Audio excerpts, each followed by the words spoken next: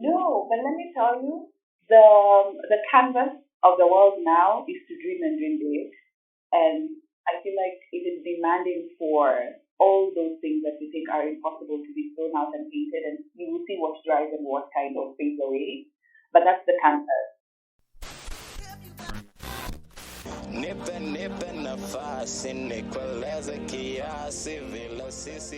You are listening to Pros and Possibilities, a series of conversations with the dreamers and doers of our time and from different walks of life. These are the people who are changing culture and society, whether in subtle or more visible ways. We dive deep into their motivation, inspiration, creative process, and most importantly, what they envision for the future of Kenya and by extension the world. I am your host, Melissa Mbugwa. I'd like to acknowledge Baraza Media Lab, whose support made this podcast possible. Baraza Media Lab is a community that supports independent media in Kenya. Find out more about them from the link in the episode description. Thank you so much for being a guest on this new podcast. It's called Pros and Possibilities. I love it. Yeah, it's all about exploring what else, what a brave new world, what else is really possible for our generation and for generations to come, considering how many challenges we're witnessing. And right now, we're in the middle of a history-making event with COVID-19. I know. Yeah. So it sucks. It sucks, yeah. And there's so much uncertainty. Life is changing. We're being forced to change, and that's precisely the opportunity that we have to embrace the uncertainty, which is counterintuitive, and to ask ourselves, what else? What else is possible? What are the opportunities hidden behind this unexpected, this dark cloud? What can I find that's unexpected? And so I'm really excited to be able to speak to you as someone who I admire, who I stand, and I also see, and who I also see as a peer, like in our generation, as someone who represents what I believe in, and who looks like me, talks like me, So I'm really excited to be able to have this conversation. Yeah, I really like this version of me that you like. I like her. You're so kind. Thank you. Yes, karibu sana. So, just for the benefit of listeners who may be hearing about you for the first time, I'll introduce Scheaffer Okore. Scheaffer is a self-described Afro-political feminist. She's vice chairperson of the Ukweli Party and a 2018 Obama Foundation Africa Leaders Fellow. She's boss, she's no joke. She's among 10 global leaders serving on the Gates Foundation Goalkeepers Advisory Board. And she also serves on the advisory board of the She Tank. She's been recognized as one of Africa's most influential leaders for her work as a champion of leadership and public service that truly serves all people. Welcome, Scheaffer. So I have this set of questions that I've always wanted to ask you, actually, which are more to do with your journey as a leader and who you are as a leader. Yeah. And because of the fact that you're one of the people you've chosen to stand up and be a public intellectual, a public figure, a leader, as it were. One of your main messages that you keep repeating is that things can be different. We need to do things differently. So this conversation and the questions I'm asking are about exploring what this means, really, for us to understand more about what Scheaffer's vision is for the world, for Kenya, and also just exploring what leadership is really to you. And to me, and like I said, I connect a lot with what you stand for. So it's also a project it's a personal research project as well. Yeah. So jumping right into it, we talked about this earlier before the recording. Just how are you holding up in 2020? I feel scammed.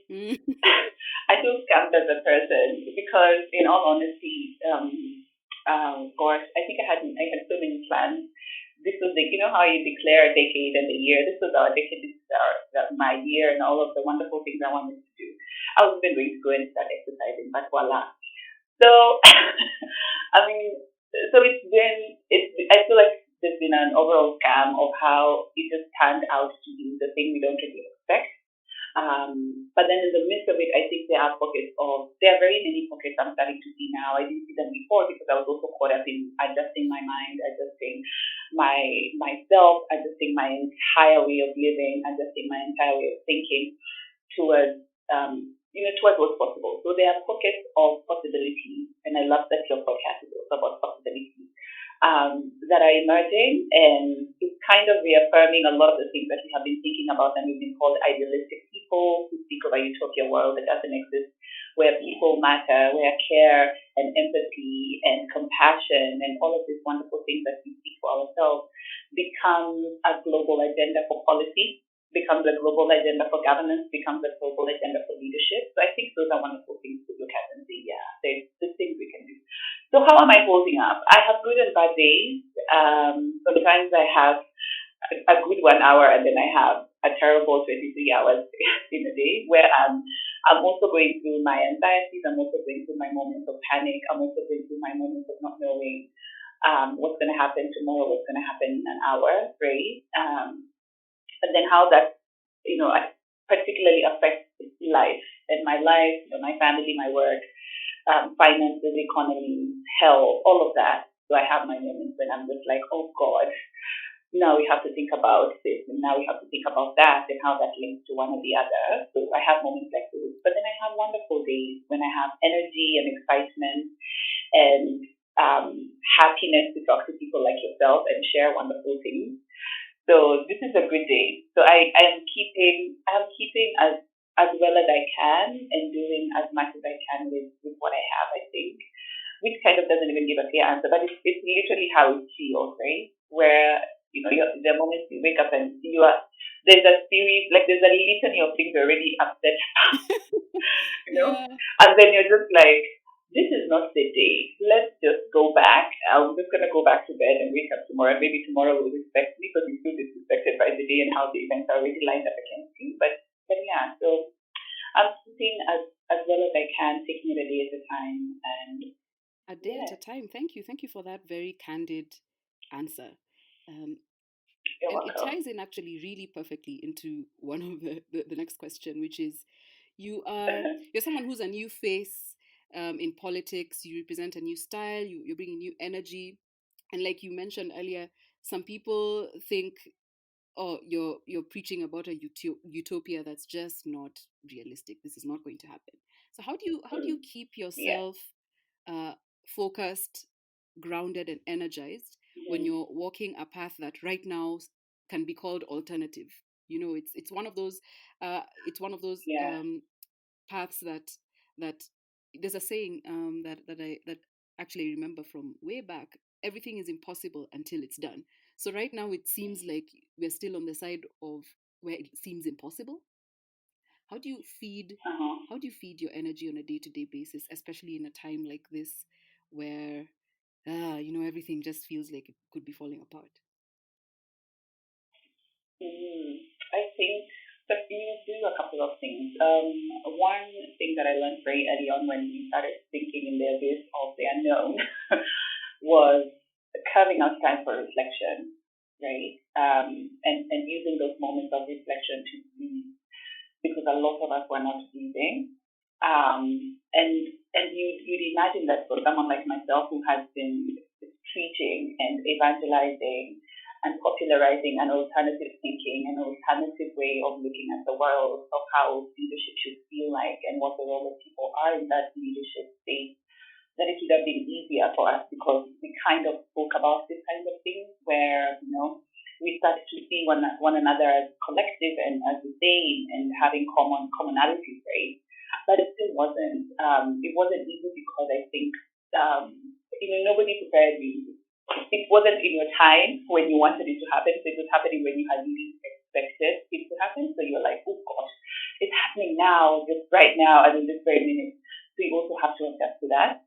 But I staying grounded, being energized, and staying focused are very different things for me.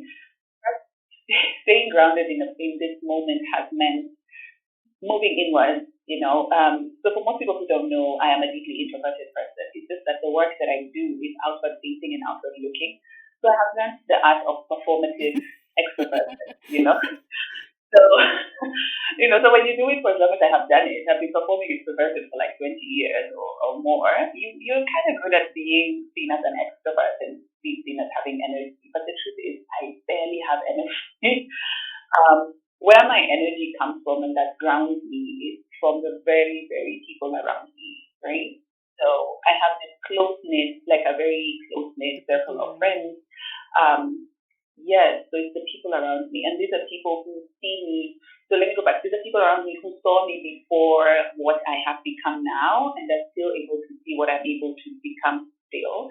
And then these are people who see me currently in the state of occupying different bodies of work. So the body of a leader, the body of an inspirational woman, the body of a feminist, the body of a woman with voice, right? The body of a woman who has a vision. All of these different bodies that I wear. And then the body of a woman who just says, hey, maybe we can be a little bit honest. So wearing even the body of truth in the work that I do and in the spaces that I occupy. So having friends who see me currently has helped because they are able to know when my energies are low. And then each and every one of them plays a particular role in my life, So they know when I'm low and they will call me and ask how I'm doing, how I'm keeping, and they will ask very direct questions.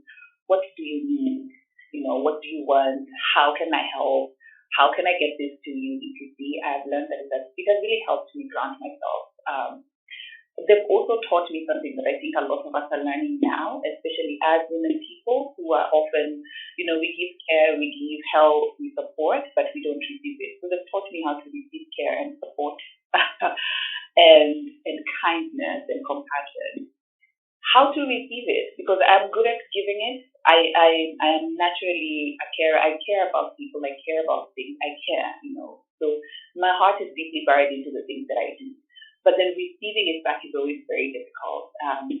For some strange reason. I'm okay coming and rescuing you, Melissa, but you rescue me like, but why? You know what I mean? Yes. So they've taught me how to receive care. They've taught me how to carve out time for reflection, and that's why I started by reflection and reflecting on the things that matter to me, on what matters, not in the bigger picture of things, but just in the very moment where I am. So I'm not also overwhelmed with trying to make sense of, oh gosh, we're in a pandemic. You're supposed to be eating everything. You're supposed to have access to everything. Just for the moments that you can actually have things to do and to kind of help and not exacerbate. So they've helped me do that.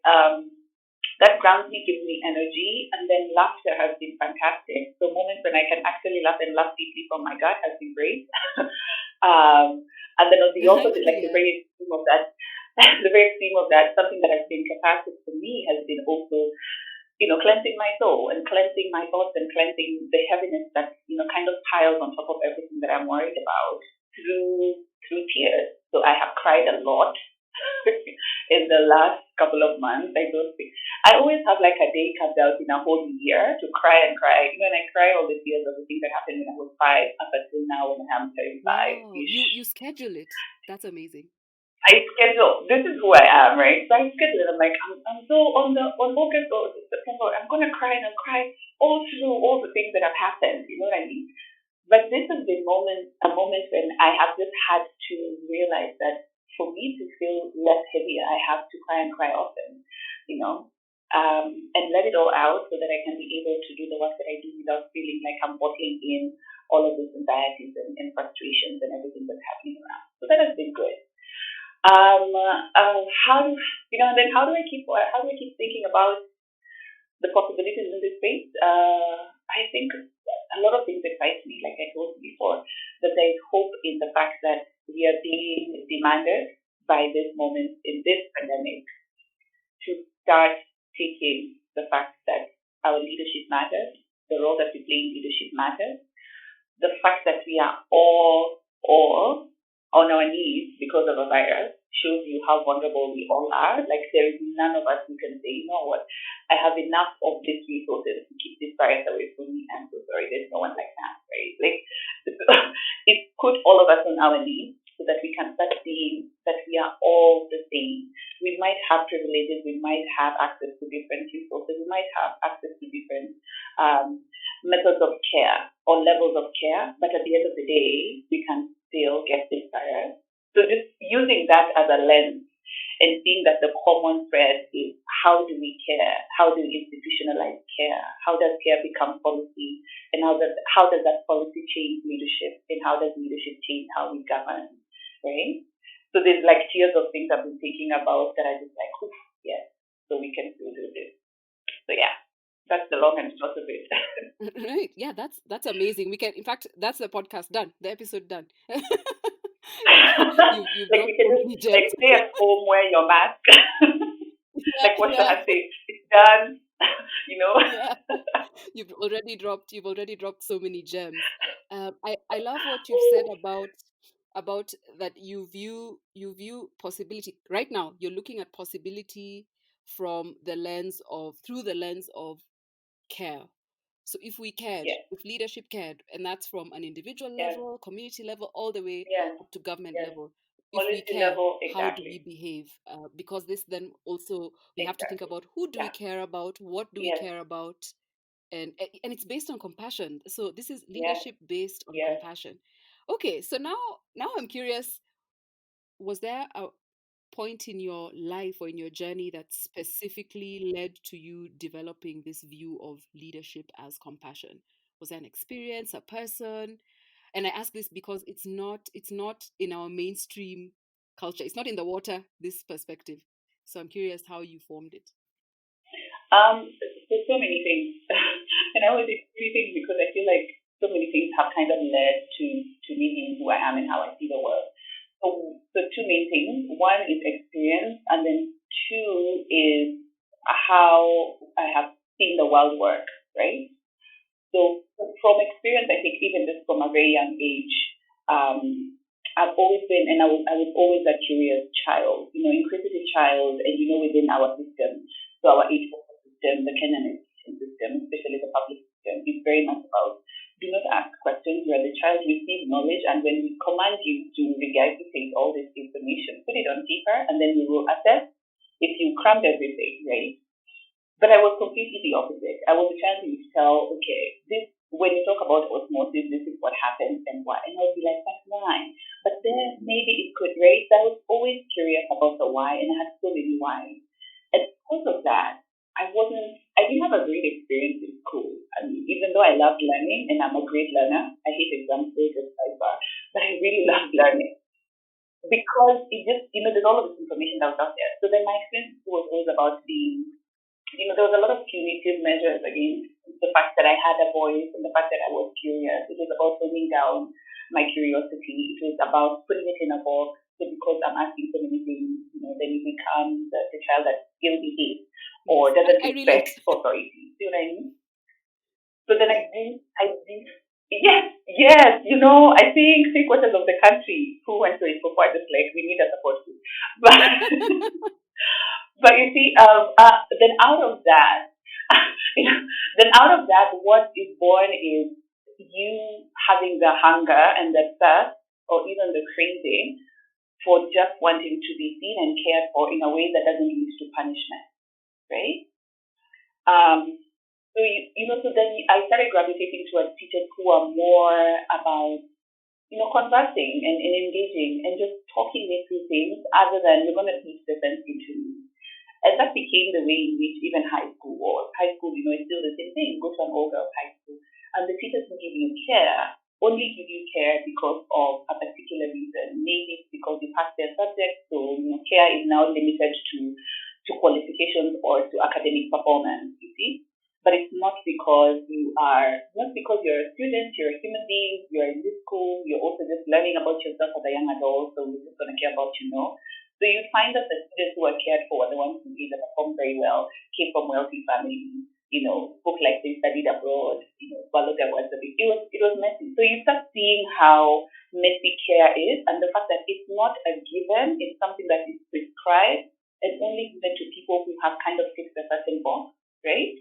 And you can take it even further to how we care in our personal spaces, where it's only filial. So I'm going to care about you because you're my brother, you're my sister, you're my auntie, we share DNA. So then DNA becomes the determinant, right? Anybody who doesn't fall within our DNA circle is like, okay, do your life. And then you take it even to the workspaces where it's like, I only care about the people who are able to get me forward to my agenda. Anybody else is like either competition and somebody I need to go under the bus.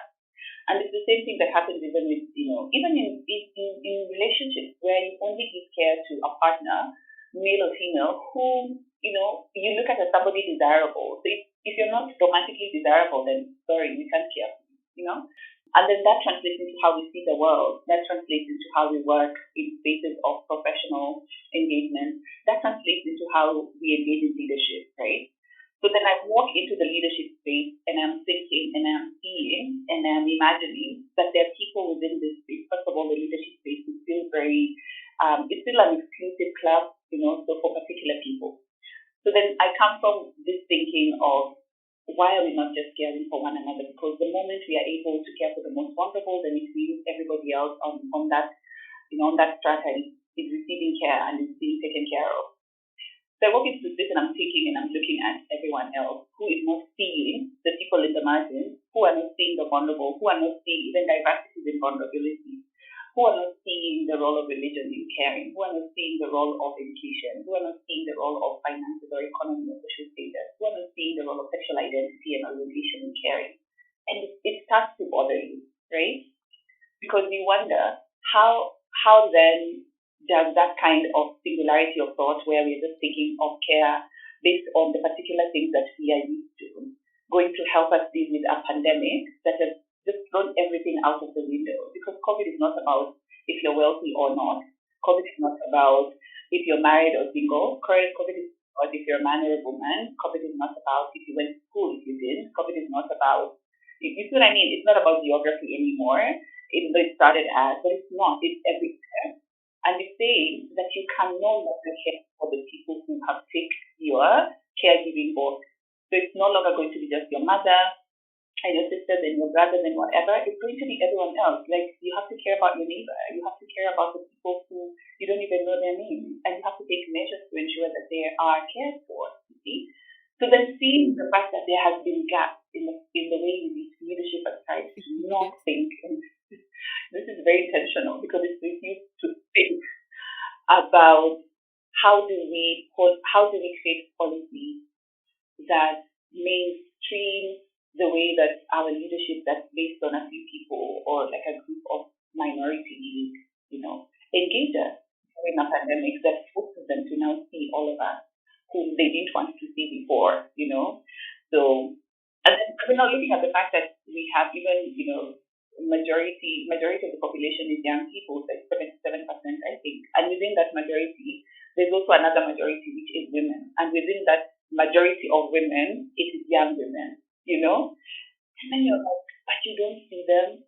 You don't even find ways in which you're talking to them, you're engaging them, you're listening to them, you're understanding what the issues are. And then that means from the get-go, how we get to respond, how we get to sit down and craft emergency responses, interventions, implementations, all of it is going to be what, right? It's problematic because it's not based on reality of diversity. It's not based on it's like it doesn't even have, because if you care about people, then the way in which you respond to a problem that they have is not to exacerbate the problem, but to care for them, right? Then you would not have punitive measures, you would not be evicting people in the middle of a pandemic because you would understand that they have nowhere to go. We have curfew measures, they don't have money, even their neighbors can't take them in because everybody's protecting themselves. So that is how I came up with this whole thing. It's been a central part of how I view leadership. It still is. It's been at the core of who I am. From just experience of never really having systems or institutions that cared for me without first of all punishing me. And if you wanted to be cared for, you were seeking attention, right? So that so looking at that and then trying to formulate it into like a strategy that guides, an ideology basically that guides how you think about leadership and how people form part of that. I feel like I've been so much into the wind. No, not into the wind, not at all. It also takes a lot to explain the background of something that's that you've over so long distilled into an idea, an ideology. Is there anyone? Is there anyone in Kenya or people in particular from your childhood? People who are public figures who resonated with this need for leadership as care for you. Is there anyone who inspired you or influenced you from this country in public life? I think yes. Chelaka Smith um, as one of the first youngest female parliamentarians. I think she was a parliamentarian at 24, if I'm not wrong. And the fact that she was solely driven by fighting. She was driven by the fight for having evictees, who the ones whose land was taken away during colonialism or during the white people discovering us period, and and she just wanted them to go back to their land. I think it was in Udala or something. I may be getting my facts wrong, but something like that. And she just wanted them. She just wanted them to have dignity. She wanted them to have their sort of income back. She wanted them to have their identity back. She wanted them to feel as part of the country and not as the others who, the way they had already been referred to as the others. So she's one of those people who, if I look back, I'll be like, Chilaga Mutai was doing some things, and she wasn't married then, and she was doing all of these things that we are still facing today, or people questioning. But now, who is in control of this? This one who is just out here creating chaos in a big man's, playing field. And the fact that it was so clear, and she was so clear about the injustice. It didn't matter the repercussions. She was very clear about the injustice. It didn't matter what it was going to cost her. And that has to come from a deep place. And if you even ask it, even the fact that you can't talk to her and ask her, but if you look at it, something has to drive you so deeply and so honestly to a way in which it becomes who you are. And that is only care. Like until people understand how powerful care is, then they can connect to a lot of the issues that people deal with. Because that's the thing. You cannot connect if you don't care, right? Her connection with the people, her connection with the fact that this was unlawful and it wasn't supposed to be, was something that I find really wonderful.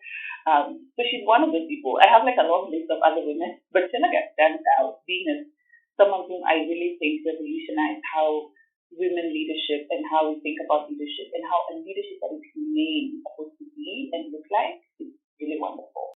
What would you say? Because you talk about this actually a lot, or maybe you've said it a few times, and I always tend to hear when you say this. um, is that that you're here? You Yes, as Scheaffer are where you are, and we collectively yes, are where we are yes, as women yes, because of the fight, the yes, struggle, the sweat, the tears of the women who came before us, yes, our mothers, our grandmothers, our great yes, grandmothers. And yes. I mean this in the familial sense, but also in the societal, like Chelagat is our big sister, our mom, who came before us in public life. What do you think that right now, if our great grandmothers, the ones who came before us, what do you think they would say is the work that we must do in our time now? What would they say? Okay, this is what the world needs. Like Winnie Mandela would right now. What would she say? We must accomplish this right now. I know that's a bit of a Oh, it's a dreamy sort of question. yes. No, but let me tell you, the canvas of the world now is to dream and dream big. And I feel like it is demanding for all those things that we think are impossible to be thrown out and painted, and you will see what drives and what kind of fades away. But that's the canvas. So that's where we should all be digging. So you're very right. What would Nongdamo mean? Gosh, what would you want us to do? First of all, we would just be like, why are you here? Oh, that podcast. Yeah, yeah, yeah. And then you think of what is her name? The Muzikenda warrior lady that I love. What is her name? My God, I cannot forget her. The one who walked to freedom back to Giriama It's land. Mecca, Oh my not goodness, I Mekatilili. used to remember her name. It's I not forget. Mekatilili. Tilili Wamendo. Yes, yeah, Mekatilili, yes. yes. Mekatilili. Yes, those women, the Mekatilili, and then I think of my grandmother. And every time I think of my grandmother, I pause. I pause because my grandmother had these dreams, you know? And my grandmother was she was the oracle of idealism because she saw the world as it exists and she believed it was possible. So she was molding each of us into that possibility, right? So she was molding my mother and her. So my grandmother first of all saw a world where women spoke in capital letters because she was a short woman, and short women have short women struggles where they're not Yes, seen we and know they're those seen. struggles as short people. You know what I As a mean? short You woman, know? yes, I relate. Yeah. So, but she wanted to speak and speak in capital letters. You know what I mean? Like loudly, boldly, unapologetically. And then she backed everything she said with action. So she said, if you're going to talk about women run this house, and she was a matriarch and she ran her household. And this was the time when women were giving birth to 12 kids, and it was okay, and it was seen as what women should do. And here she was, she gave birth to 6 kids, and even the reason why she gave birth to six, she had twins in her last pregnancy. And she was just like, friends, even be thankful I've given you a bonus human, right? Like I was just like, five, you have six. so so she said the first thing we're going to do is to have control over our bodies and have control over our reproductive system and our reproductive organs. This is the time when women are being thrown out of their houses. And imagine how violent those times were. And women are being thrown out because, excuse me, first of all, if you're barren, you're going to be taken to a bush somewhere and be left alone, like you're castigated. If you're giving back to less kids, then it meant you didn't want to make your husband's house full and attract all of the money that would come from dowry and all of that. Here she was refusing and saying, no, I'm only going to have 5 children and all of them have to go to school. And if I have girls, they will have education, they will have businesses. And if my girls have children, they will also go to school. And none of them will leave my house until the man who comes to get them is someone I feel is worthy of my children. They can stay here. They are not being sent away. So you can imagine these things that she was saying In and her doing time. at a time when, exactly, right? So you look back and you're like, this woman was the one who set us on this trajectory, before even we knew. So I get born into this household where all I'm seeing are these women who are chasing their dreams, who have businesses, have children, of course. They have children because they have one or two, but all of them live in the same house. Everybody goes to school after school. Everybody goes and checks on their businesses and brings in money, and everybody's discussing. So as a child, I'm just like, wait, this is the life, right? So I remember my dream at that moment was to own a handbag because my mom had a handbag, her sisters had handbags, and every time they was like, go bring my handbag, I'll get you money. So I was like, maybe if I get a handbag, I'll just have money, right? So my dream. Handbag was a symbol of independence and being a boss in your life. Yeah. Yeah, this is why I have so many of them without even me knowing why. Back to what you asked about my grandmother. So she saw us having a voice. She saw us speaking loudly and boldly, so in capital letters. She saw us having to, kind of invest in our dreams and push them forward. And the only way to do that was through collaboration. So she always was about, you have a problem with your fellow sister, sit down and discuss, right? What is happening? But you're not going to let this be the determinant of women are against each other or women don't like da. Nope. She was just about all of you are different, first of all, as women. You don't have to like the same things. You don't have to care for the same things. But the one thing you have to care about is each other. And caring for each other doesn't mean you agree on everything. Caring for each other means that you see that by someone else and by another woman, by another woman being cared for means I'm also caring for myself. And that has a ripple effect, right? So if she was here and, she was looking at the world and painting broad strokes, the one thing she would say is, why are we not holding each other's hands and, the way we should? And then she would wonder why we still are afraid of standing in the space and filling the gaps that are already existing and are being presented to us. She would ask why we're afraid. I think she would laugh loudly at the fact that there are certain things here being things like certain things that we still need permission to do, like cutting our hair. Mm-hmm. Like deciding whether to quit a job to start something new, like deciding to jump even when you are very sure I'm going to break my wrist so terribly when I hit the ground. She loves so loudly as just the fact that we are scared of the unknown. Because for my grandmother, the unknown meant possibility. What is already known to her was already cast on stone. So if she knew that something, like she say, this is a flower, so then that's it, it's a flower. But if you say this, there could be a flower, then there could be other things that are not flowers, right? So for her, she would see this moment as an unknown space for the birth of so many things that we want. So is it the fact that we want to change how basic things? Is it the fact that we want to change language, first of all? The literature with which we consume everything around us. So is it societal injustice? Is it the fact that there are hierarchies when it comes to opportunities? She would be like, define that language, redefine it again, and constantly define it until it makes sense to what we write, right? So she would see this moment and she'd just be laughing at what is possible and while we are still tiptoeing around it, even though she would give us like a brief moment to kind of wrap your head around it. Okay, are you good? Let's go. But she'd be like, okay, time is up. You kind of wrapped your head around it for a couple of months. What is the next plan, right? So for her, this would be a moment of newness. For her, this would be a moment of reimagination. And this would be a moment of asking very difficult questions, but very honestly and very openly. So the question of who do we become by the time this is done, which of course this is not going to be done, but who do we want to become? Who do we become, right? Should probably ask, who do you want to become a Scheaffer? Should probably ask, what is the impact you want to make with you becoming a new person? Those kinds of very difficult, sound easy but difficult questions, but also allow you room to think, right? I mean, at the end of it, you just be like, it is all okay as long as you don't stop engaging. As long as you don't stop engaging, it will be okay. When you stop engaging, then she gives up. So, and I think, to the women who we look up to, so the Winnie Mandela, that have come before us, even though there is one, and we love her, adore her to death. I think she'll just be, asking these very same questions, maybe, like, who do you want to become? What society do you want to start building? Because now we're about building, right?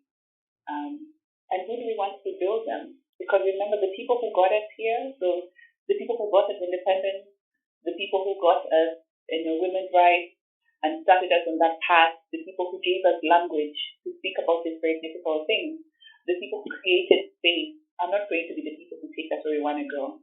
So we need to think about that. So for example, the people who got us independence, the women who, and so the women folk and the folk who got us women's rights and shaped the space, expanded the space, the people who gave us language to talk, to engage, to question, to demand, all of these things that we want today are not going to be the same people who take us to the next level or take us to where we want to go. Those people have to be us. So that's why this is a time for reflection and question and thinking. Yes, so beautifully said. So beautifully said. And which is why it's so important then. I think you even tweeted this, I think it was today, that who do we want to become? Because if we're going to live in a different system, then we also must become different people ourselves. We must. We cannot want change without wanting to change. It's defeated. It's just like, okay, good luck with that. Yay. Yeah, that's in fact that sentence alone is the beginning of a whole nother seminar workshop. But for now, we need to wind up, and I have a question for you, which is, what are you reading or watching or listening to lately, and what do you like about it? It doesn't even have to be connected to your work. No, I escape. I escape. Let me tell you, I escape, and then I sink myself deep into fiction because it's the only place where I can find solace. I like the fact that fiction takes me to places I never thought of. I often read non-fictional books, to kind of just know how other people's experiences are. But sometimes I find it heavy. I'm just like, listen, it's trouble. I just want to run into like under a tree and see something nice. So, so what am I reading? I went back into, at first I've been reading books I had read before, which is, I don't know, I think it's from the anxiety of there's so many unknowns. I don't want to discover new unknowns. Yeah. So I'd rather just read something I've already read, which is weird. But I went back to reading a book called The Language of Flowers because I recently just reunited myself with flowers again. I used to love flowers, then I didn't, and now I'm just like, oh, I love flowers again. This is nice. I forget the author, but it's called The Language of Flowers. Mm-hmm. And then I am reading, what's it called? Under the what? Under the Udala tree. It's by a Nigerian author. Gosh, I'm so bad. My brain is moved. I hope they forgive me if they hear this and they're like, you didn't remember me and you're reading my book. It's okay. I'll look them up and add them to the notes. Yes, Under the Udala tree. I've been reading that. And then I've been reading Toni Morrison, Mouthful of Blood, because, listen, it's just from the fact that the mouth is full of blood and I'm here for retribution. So, I've also been reading, I think I've been reading like 4 books in a row without finishing either, but it's working out well. I've also been reading, what is the name? Ta-Nehisi, I don't know. I don't know how to pronounce his name. The Beautiful Struggle. Yeah, it's a beautiful book. I'm not done, but it's a really lovely book. It's called The Beautiful Struggle by Ta-Nehisi or Quartet. I don't know. And then, what am I listening to? I apparently have been listening to a lot of music. I find music very soothing, healing. So I've been listening to a lot of music. Something else that I've been doing that has been helping is going for evening walks and long drives. I've been driving, and it sounds like long drives out of Nairobi, but no, I'm stuck in Nairobi, just driving around Nairobi and coming back. Because I felt like living in isolation, I felt like living in isolation did something for me which was terrible, which was disconnect me from everything in nature, which I need as an empath to connect and to be able to do the things that I do, so to channel my energy. Even to think, sometimes I want to think outside, and then now you're stuck inside. So I've been doing that.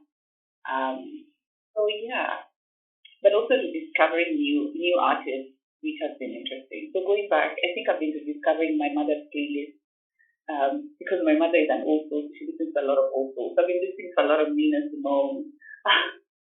I've been listening to a lot of Dionne Warwick. A lot of those wonderful women have been the ones I'm listening to. So yeah.